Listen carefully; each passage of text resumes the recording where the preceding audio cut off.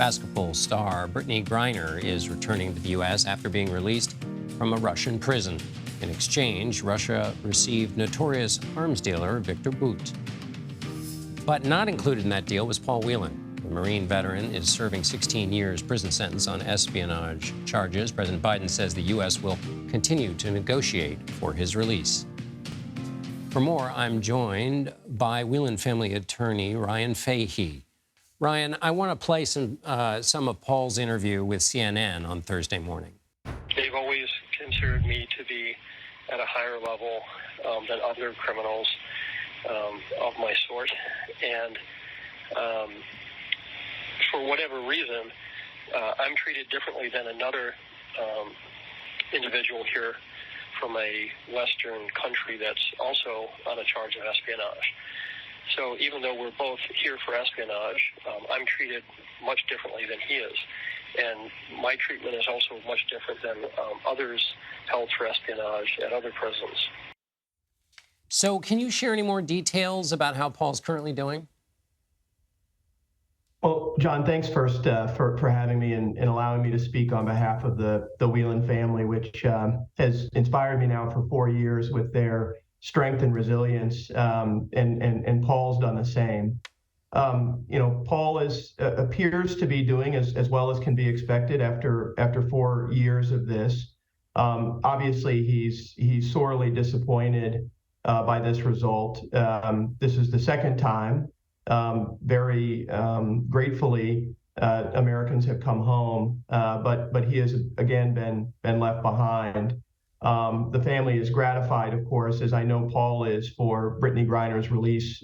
We've been in touch with the Griner team, all of which fought hard for her release. But the family's filled with a variety of complex emotions.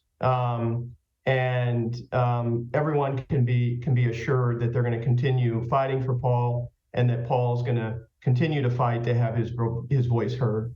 Secretary Blinken said the choice was one or none. Do you take the secretary and the administration at their word that they had no leverage in trying to get Paul home? I do. The administration this time around did a fabulous job really managing the family's expectations. A senior State Department official visited Paul's sister Elizabeth yesterday to inform her of the news, to allow them to process this. A senior White House official was permitted to call Paul and inform him of all the steps being taken. And I know today that Secretary Blinken and the president himself have been in touch with the family. And obviously it's shared disappointment, but it's also, I think, shared resolve. And the family very much believes the administration is doing everything they can. And the only silver lining here, other than Brittney's release, is that they'll be able to focus 100% of their time on getting Paul's release. Paul's brother, William, said it's clear that the U.S. government has no concessions that the Russian government will take for Paul Whelan, and so Paul will remain a prisoner until that changes. Essentially, there's no one left to trade of Paul's significance, and that seemed to suggest that there are no options. How do you see it? Well, look, the Russian agenda has always been to sow chaos in America, at least over the course of the past several years. And this is another instance of that, really. There seems to be a desire, and this is what the president mentioned this morning in his statement, to seek the equivalency for Paul. He's accused of espionage. Of course, it's entirely fabricated, as has been demonstrated over the course of all the facts that have come out over the past several years. But it's difficult to understand what the Russians want exactly, whether that's an exchange of someone who on our side has been accused and convicted of espionage, whether it's some other equity in the intelligence community. It's difficult to know. And so the truth of the matter is we don't really know, nor does the administration, what the Russians want. All we can hope for is that there'll be continued engagement on Paul's case. And I misspoke there. Paul's brother's name is David.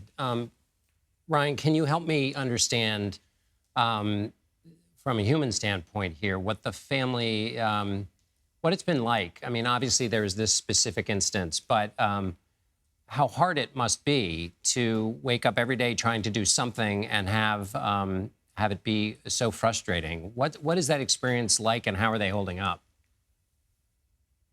So this is one of the most inspiring families I've ever met. They're exceptionally smart, thoughtful. I volunteered to help them because I knew Washington, D.C. very, very well, having served at the Justice Department in a national security role. And they've overcome me in a number of different ways by their resilience, as I say. But this is another day after 4 years of having to wake up and continue to fight for their brother. There's been a lot of progress, of course, over those 4 years, and the capacity of the United States government to handle these issues has improved considerably since we started on this in late 2018.